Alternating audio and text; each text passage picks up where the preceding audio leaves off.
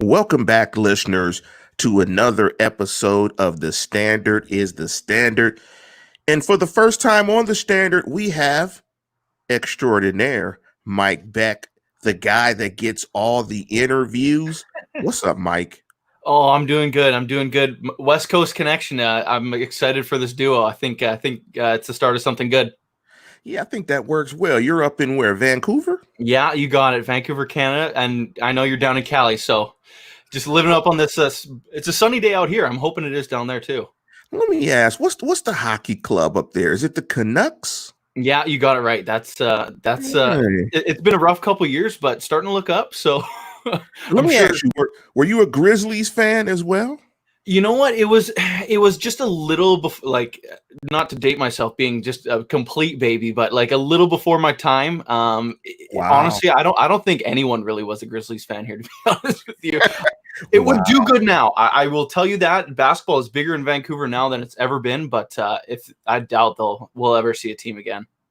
Before we jump into the show, I'm going to pop my collar just a little bit. And I'm glad that Mike talked about how young he is because tomorrow I will be hitting the 50. I'll be turning 50 tomorrow. Happy And birthday!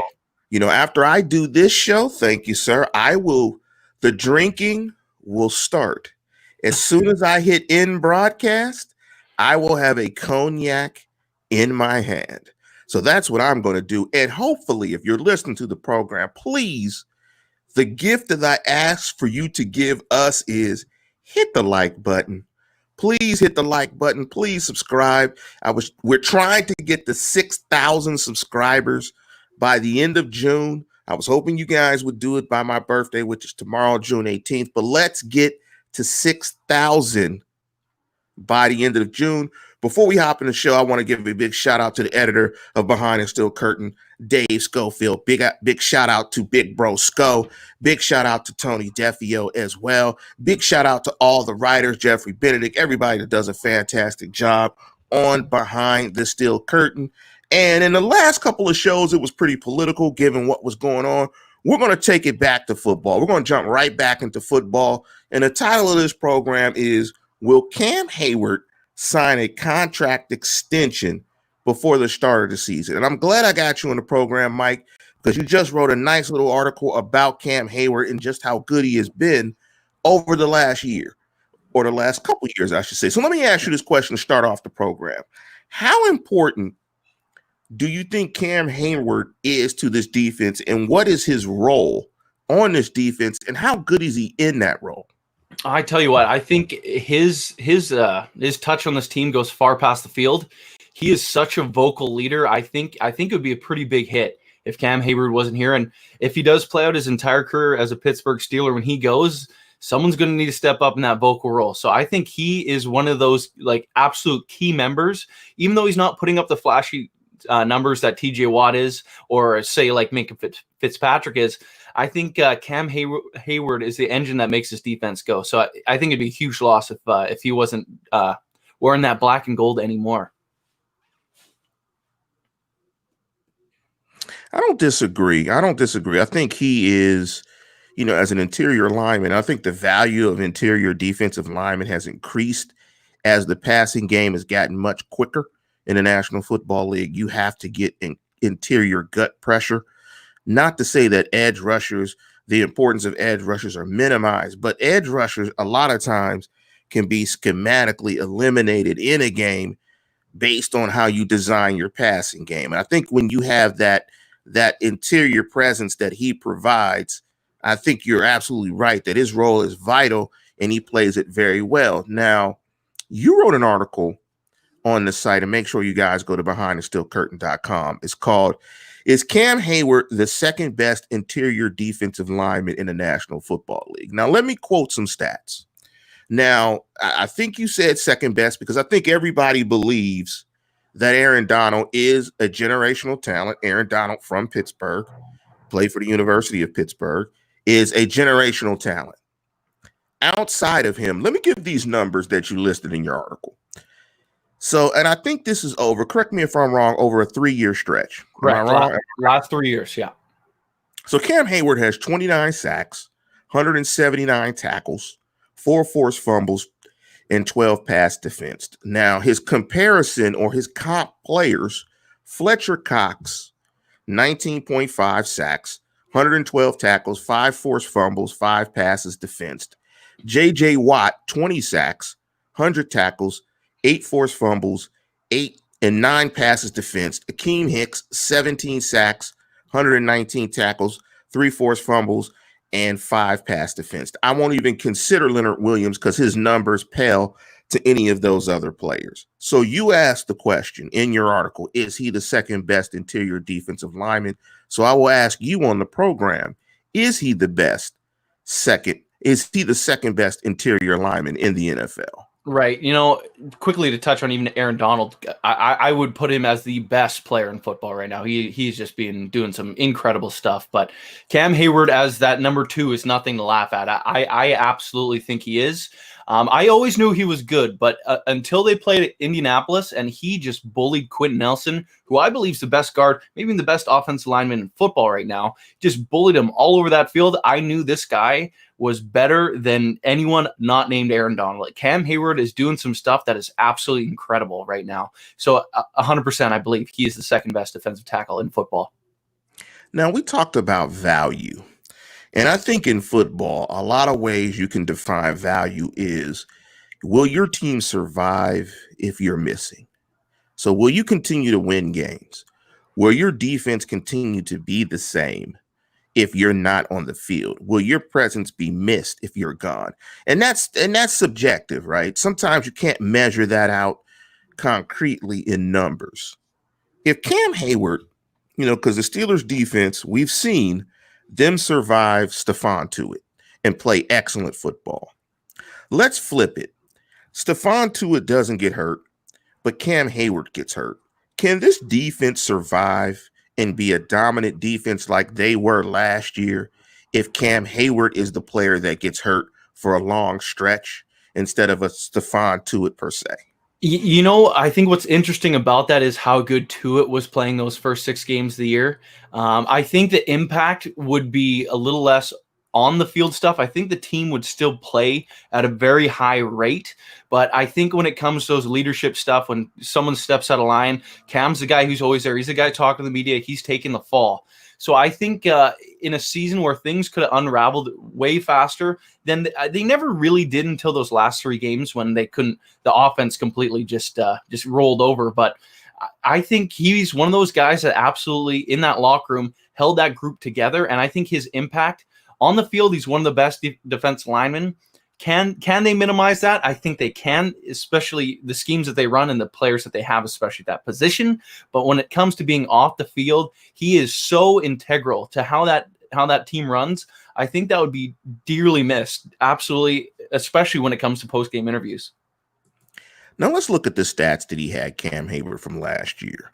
And let's try to quantify this and see where they would get his missing production, or if they could get his missing production. Last year, he had 83 tackles. He had 9 sacks. I think what stands out is as an interior lineman, he's getting 9 sacks. If he's out for an extended amount of time, where do they get those 9 sacks from? Who steps up to replace that on-field production for this defense?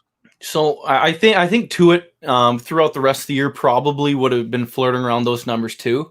But outside of that, I don't know if Tyson Alualu is putting up those numbers quite. He plays a good game, but he's not the guy that's putting up anything crazy. He's not lighting the world on fire. Outside of that, Javon Hargrave, he was a beast, but of course he's gone now. So that could have been replicated there. But if we are looking into the future, I don't think that guy's really on the roster yet. I think Tuitt, his numbers can rival Cam's, but again, just slipping back in that whole what he does off the field, what he does for this team, I don't really think there's that guy on this roster. Do you think of the 9 sacks, maybe they get a couple of sacks more from Watt? Maybe you sprinkle it around. Dupree gives you another 2. Tuitt gives you, maybe 10, 9 or 10. Alualu kind of gives you 1 more. Do you think they could get the 9 sacks by committee, maybe a DB picking up an extra sack off of a blitz, sort of get it by committee? Do you think they could do it that way? This team has been so good in like a pass rushing sense that guys have been around the quarterback so often that I think that a lot of those numbers probably could be spread around a little bit differently if, say, that person isn't on the field as a Cam Hayward.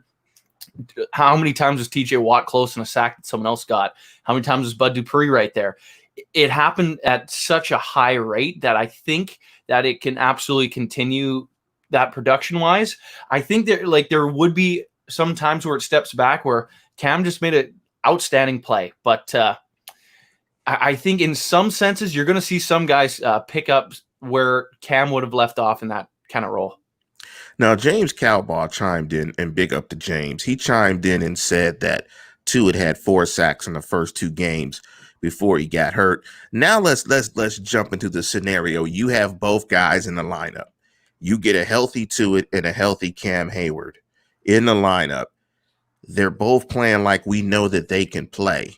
I believe this defense had, correct me if I'm wrong, maybe about 52 or 53 sacks. Right, I think that's correct. Yeah, 52, I think it was this year. What does the sack total look like if they're both playing? What does this defense look like if you have a healthy Cam and a healthy Tuitt, and this defense stays healthy? They were terrific turning the ball over. They didn't give up a ton of points. They didn't give up a ton of big plays. They got after the quarterback, got a ton of pressures. I mean, they're already rated the best defensive line by Pro Football Focus without a healthy Stephon Tuitt. What does this defense look like with a healthy Cam Hayward and a healthy Stephon Tuitt? Honestly, I think it would just be terrifying. Like when it comes to sacks, I don't know how much more they can get because they've been flirting around with NFL records when it comes to sacks in a season.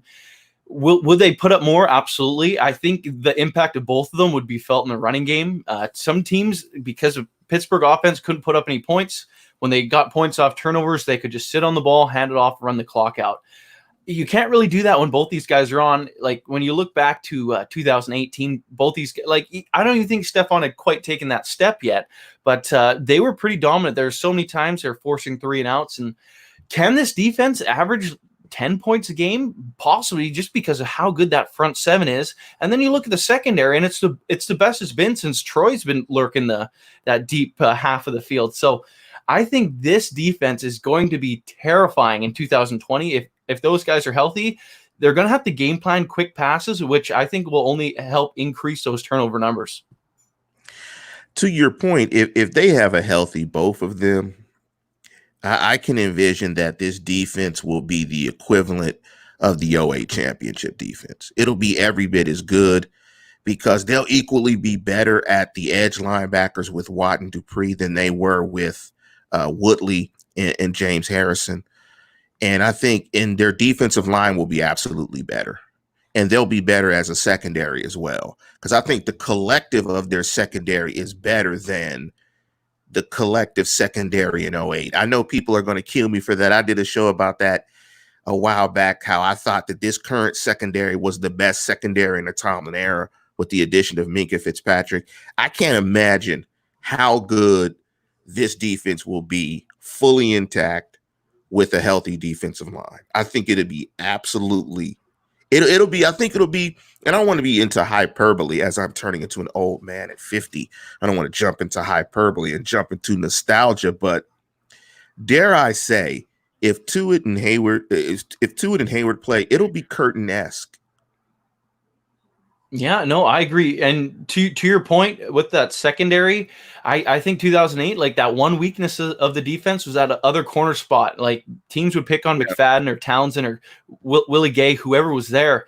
That's where they're going with the ball because the rest of the defense was pretty locked.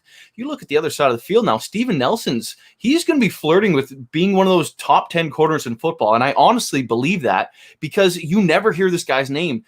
Teams look at him. I think he's like, is he even 5'10"? Teams are throwing their biggest receivers out there and they're still trying to throw him the ball. And he's shutting guys like DK Metcalf down.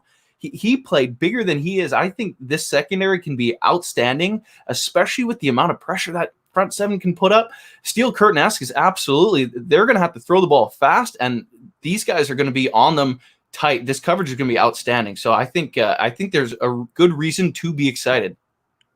Now, let me ask you, it sounds like you're going to agree with me, and I don't want to get too far off the topic. We'll get back to it, but you talked about the secondary. We talked a little bit about it, and Steven Nelson is better than Joe Hayden. Am I wrong? As Joe Hayden ages, I would say Steven Nelson's probably their corner one. I think he just plays a smoother game. Joe, when it comes to like those ball skills, he's always in the neighborhood, but it seems to be more pass defense than interceptions. When it comes to Steven Nelson's side, the ball's just not even getting there. He's just shutting the wide receivers down that receivers are almost playing DB. Now, Ezra Nehemiah said, Tuitt is better than Kiesel. Cam is better than Aaron. TJ is better than Woodley. And the current Steeler cornerbacks are better than Ike and McFadden. I don't disagree. What's your thoughts? You know what? Not to be an Ike Taylor hater, but there has been some times where as the guy who would blanket the number one, he'd follow him all over the field. He could get burned. There were games that happened. And when it comes to all those players, I think it's kind of fair in the sense of that front three in back in 2008, Hampton, Smith, and Kiesel, they were just meant to take up space. They did it outstanding. Their chemistry together, they clogged up that middle, and they let the linebackers just go to work. I think Tuitt and Hayward are guys that are going to make plays more so than Smith and Kiesel ever would. Lamar Woodley, he kind of just ate himself out of the NFL. You hate to say it, but I think that the better comp would have to be TJ Watt and James Harrison, because TJ Watt's going to be flirting with Defensive Player of the Year again if he plays a healthy 16 games in 2020. Would he be better than that 2008 James Harrison? I doubt it, but I think there's a chance he's going to push to break that 16 sack record that Harrison set that year. So it could be interesting.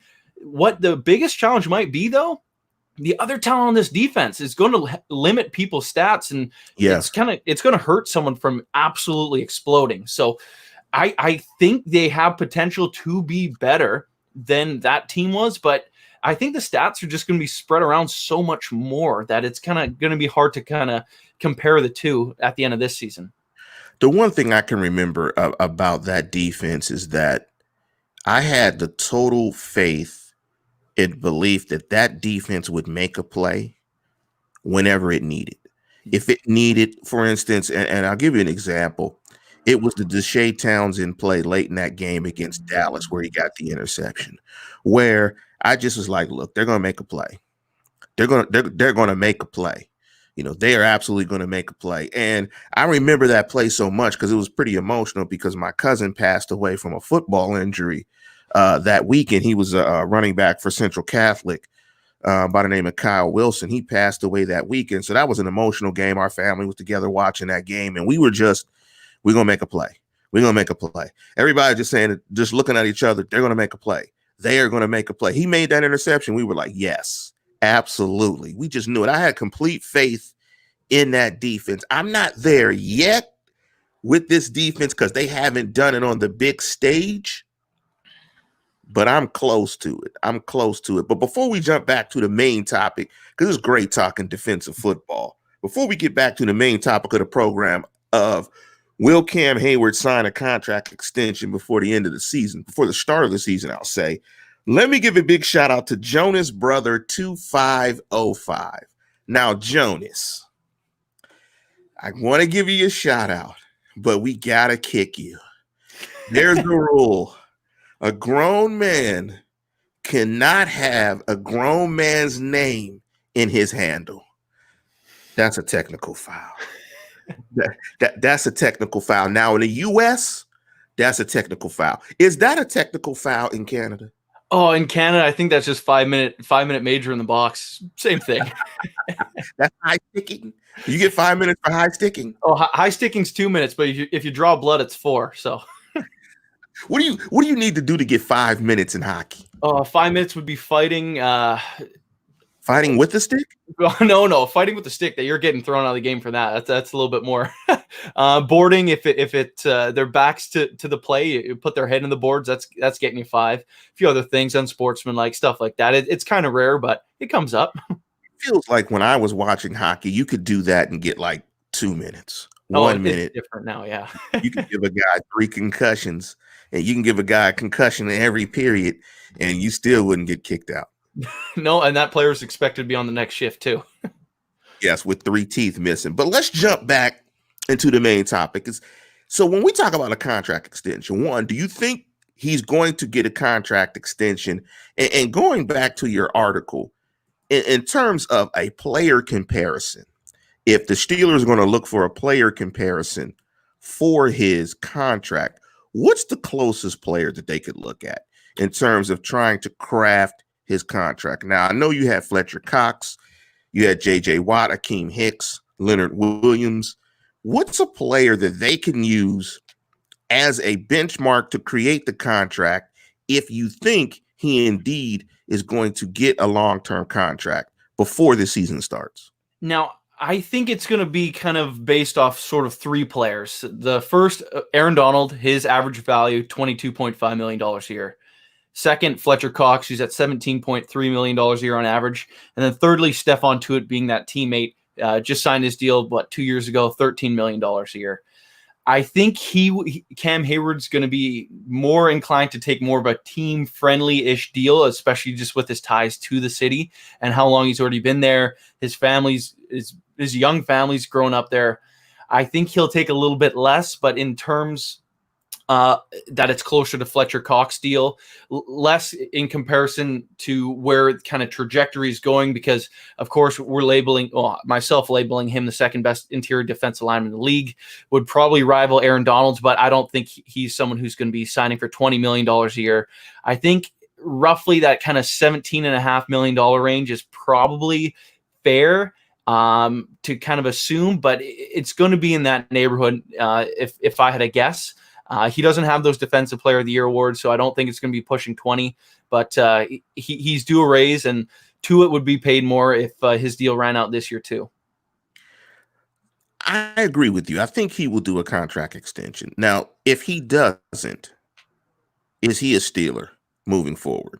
Do you presume that they would get something done for him next year? Because I think if he does not sign a contract extension, I don't think he's a Steeler moving forward. I don't think they get something done next year I think if they do not have players in the stands, the impact to the salary cap, I think it's just tough next year with the uncertainty of whether they're going to have fans and the impact of the cap. So I don't think if he doesn't sign an extension, I don't think he's a Steeler. If he does not sign one, will he still be in the black and gold? The salary cap moving into next year it's going to be such a dicey thing. It's hard to even fathom what the number is going to be. Like, it should still go up, but it's going to be interesting. But if he doesn't sign it this year, and honestly, I'm kind of the belief that I don't really think anyone's getting another deal signed until teams kind of know what these numbers will be moving forward. So I think there is still the potential for it to happen. However, it depends on what happens to cap. There's no way it can drop. If it stays stagnant, I think there's a chance he does sign, but you're going to see a lot of losses in 2020. And behind the steel curtain zone, Brian Anthony Davis, aka Who's Bad? He answered, Omar Khan is magic with the checkbook. He'll find the cash for the Steelers to retain Cam. I wish he'd teach my wife how to manage money. Bad. I'm gonna tell your wife to listen to the show. You can be in bad shape. You can't. Mrs. Bad, listen to the show. And because Bad is being a bad boy, you can't rip the wife on the show. Bad. Come on, man. You can't do that, Bad. So Mrs. Bad, I'm gonna make sure you tune into the program and listen to the show so Bad can be in the bad house. Oh, no kidding. Instead of the doghouse. So Bad called it the touchdown zone. So I'm not going to call it the doghouse. I'm going to call it the bad house. I have a feeling you spent a few nights in the bad house recently. Mr. 2 a.m. There you go. Very There's a name here on this list in terms of interior defensive line contracts that jumps out to me that you did not mention.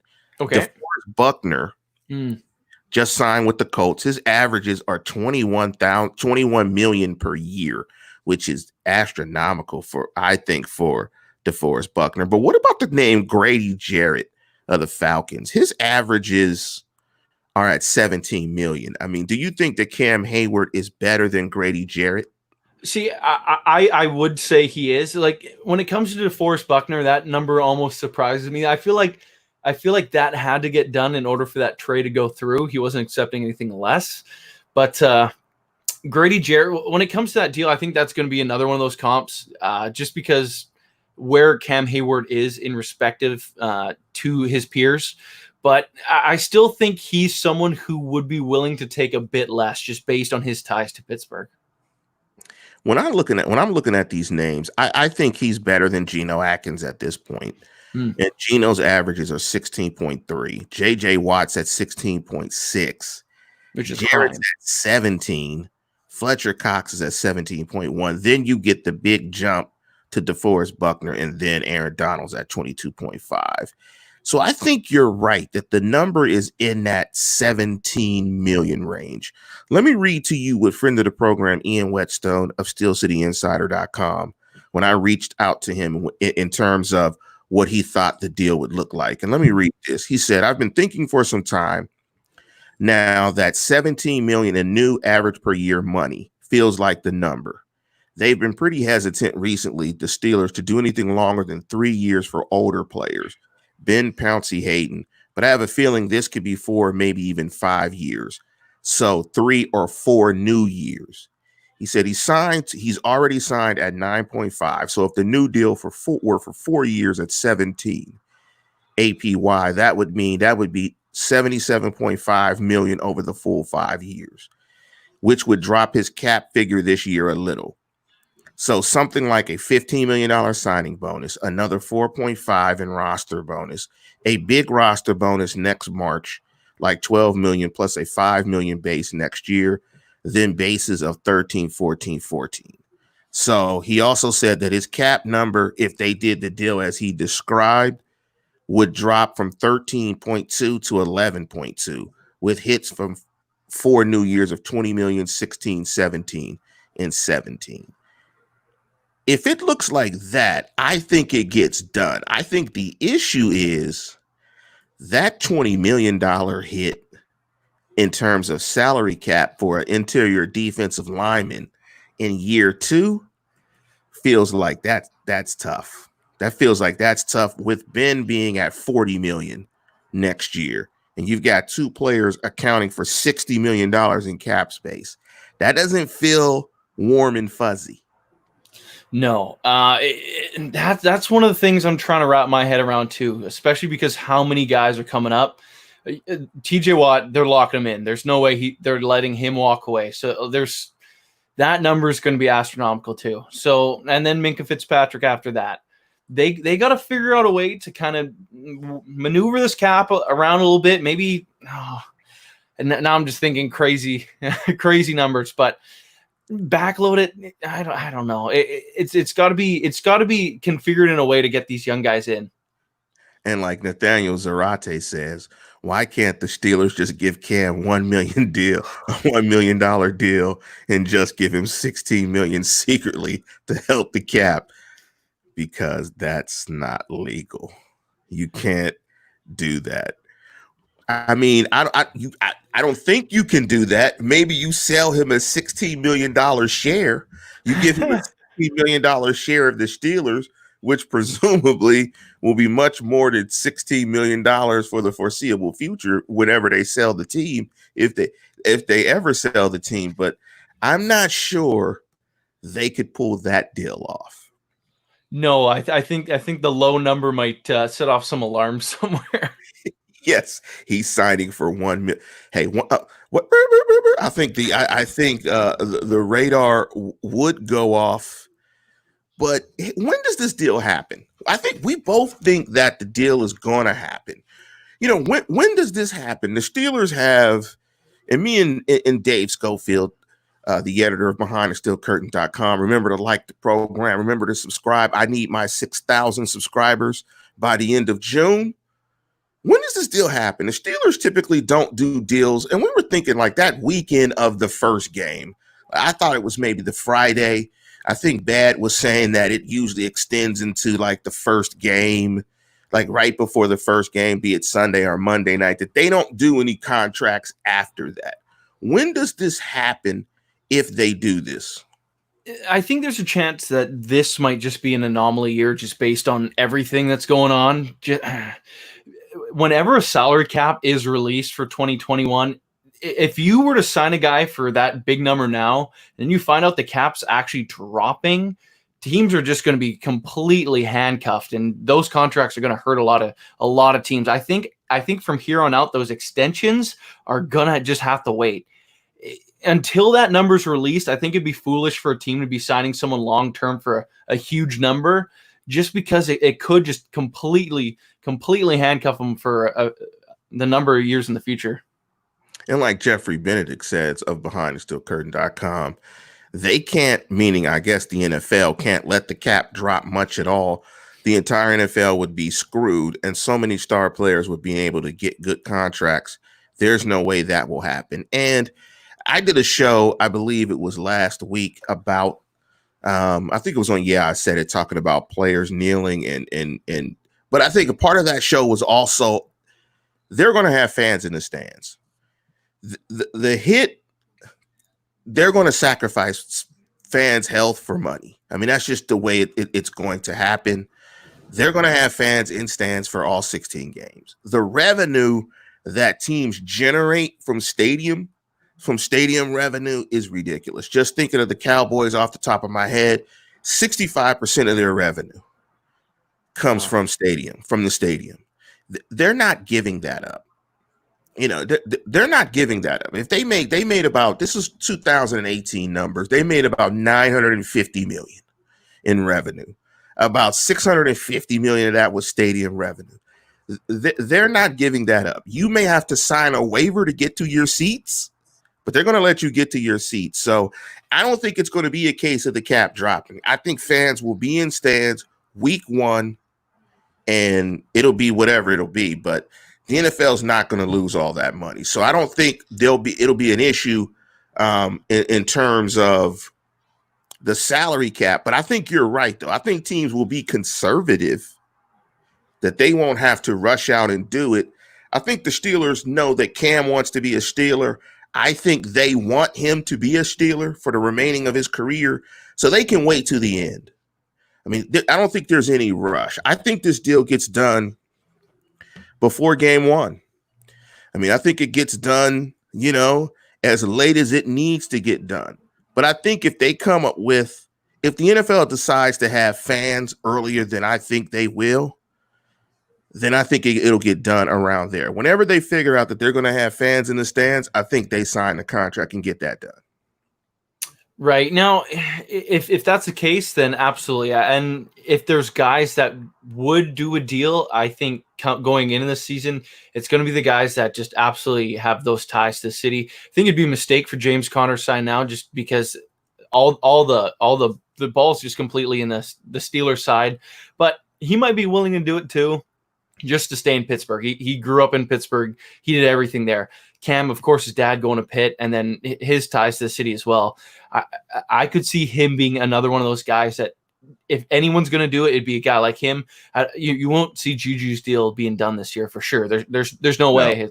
Thinking the other free agents, Big Al, that's not going to happen either.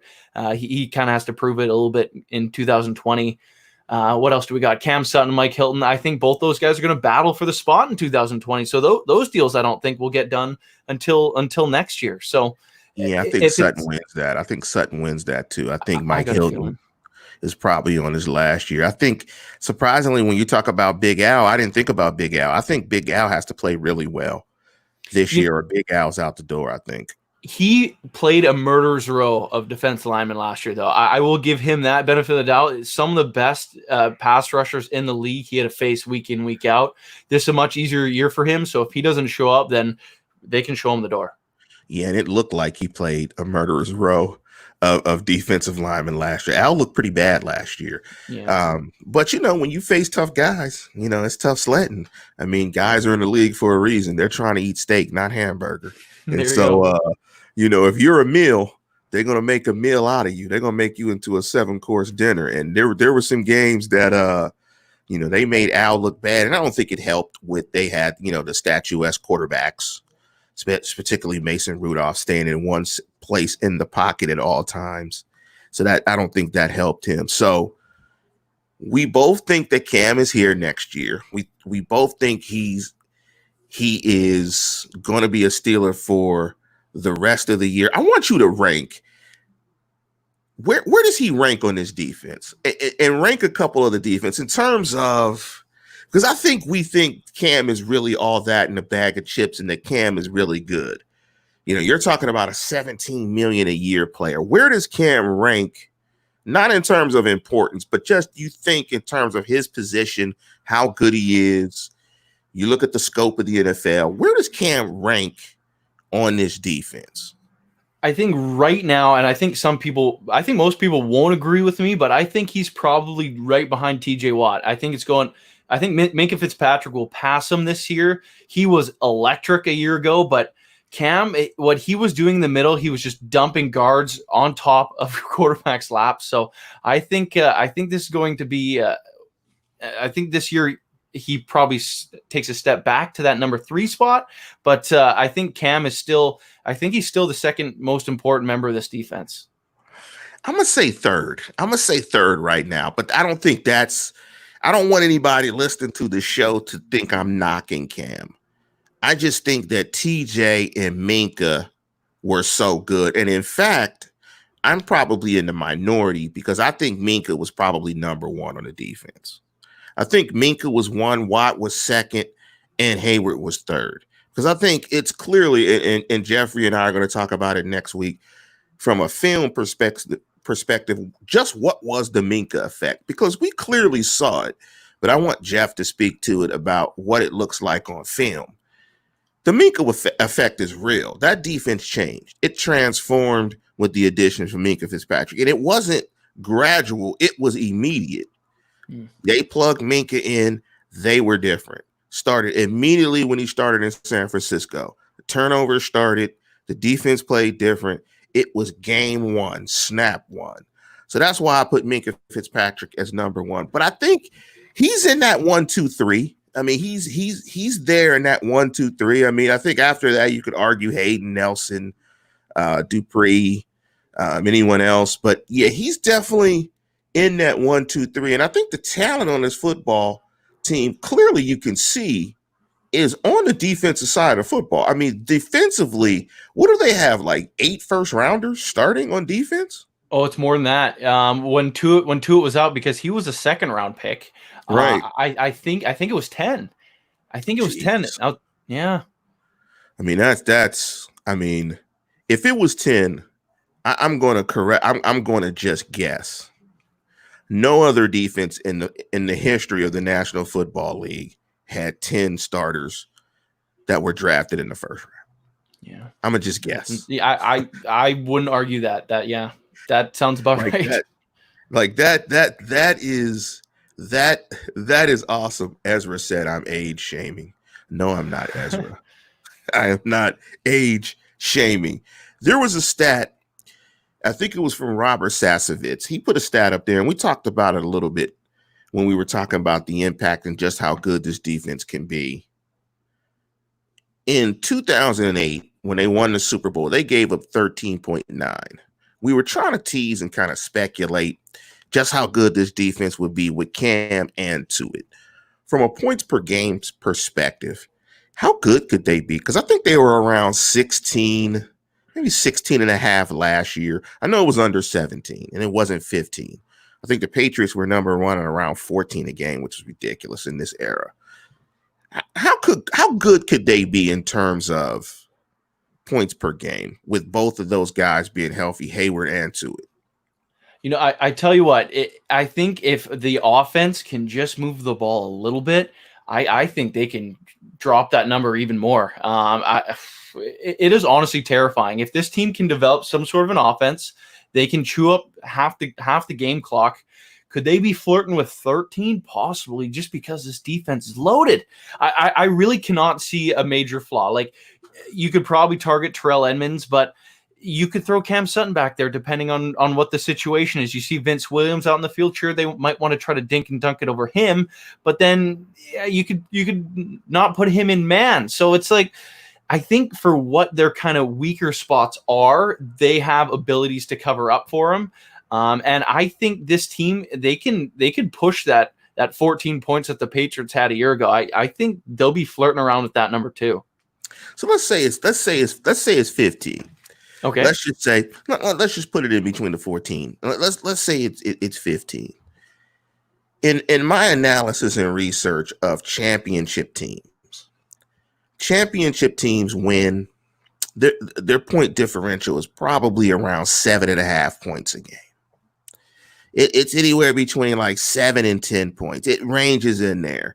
The minimum is typically 7. You can't give up less than 7 a game unless you were, I think it was the Denver Broncos, that Peyton Manning team. Typically, it does not happen. With Ben coming back,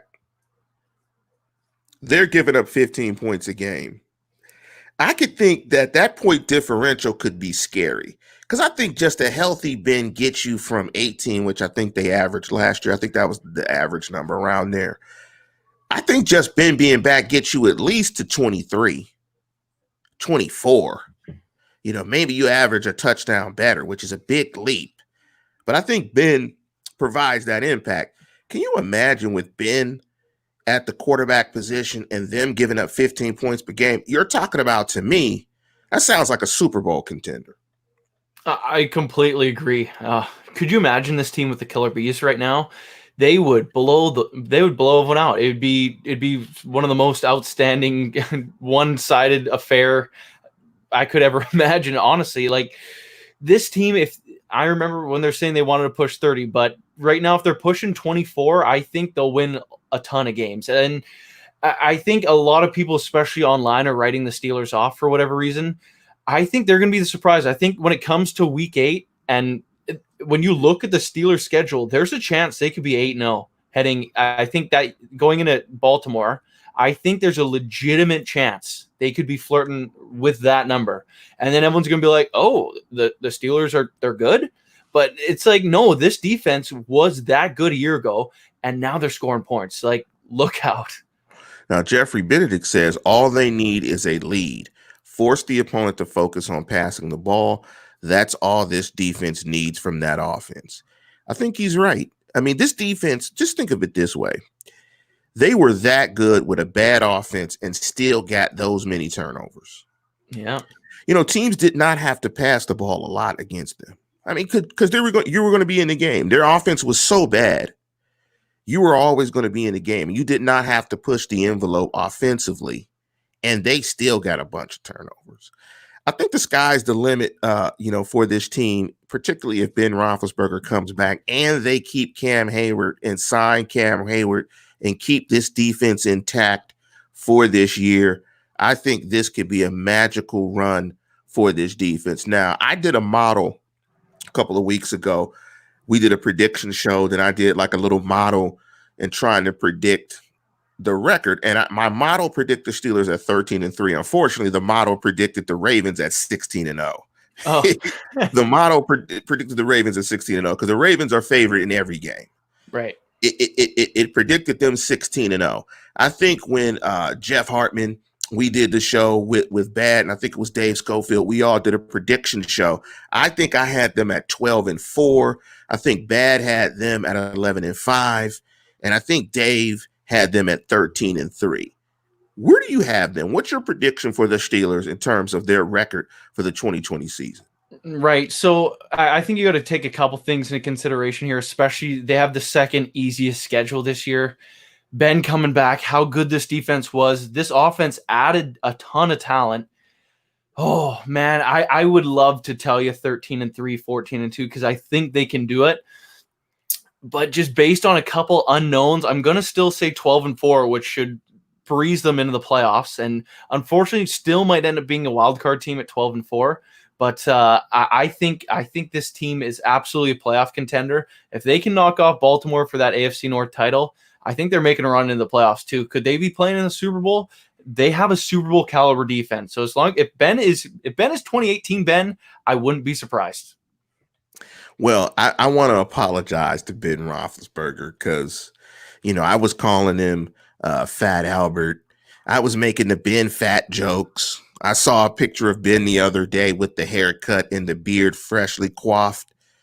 Ben looks like he dropped a few lbs. Maybe he was working out with the Mr. Electronic Football man, Ryan Switzer. Maybe they were working out in Ben's mansion in Pennsylvania. Maybe they got in good shape. Ben looks good. Ben looks good. Ben looks like a guy is motivated again, sort of when you have something that you love taken away from you and you feel that motivation to get it back, not necessarily to prove anything to anyone, but just it's something that you love. You get it back. You realize how much you love it and you really appreciate it and you cherish it. And they gave him about another $25 million last year for playing about 6 quarters. So you mix those two things together and, that's a lot of love and a lot of appreciation. Yeah, you know what? I saw a couple pictures of Ben, and then what James Conner said, who's been working out also with those guys. James Conner says he's never seen Ben so motivated. So that is so heading into this year, I couldn't be more excited. Just everyone's talking Ben up. If he's really this good, this team should be the cream of the crop. They should be there with Kansas City and Baltimore. There's no reason why they shouldn't be. Yeah, I think the way they're set up, particularly on the back end, that they're one of the few teams that match up pretty well against Kansas City. They're just going to have to play a good football game. I think they'll split with Baltimore. Baltimore is definitely going to be the team that it's going to be tough for them for sure. But Mike, is there anything else you want to jump into before we conclude the program? To touch on that point with splitting against Baltimore, I think that Thanksgiving game, because it's a Thursday night and Pittsburgh's at home, I think historically, those Thursday night games are won like 80% of the time by the home team. And then especially on Thanksgiving, I think that even multiplies it more. So I think that's going to be huge. It depends on what happens over at M&T.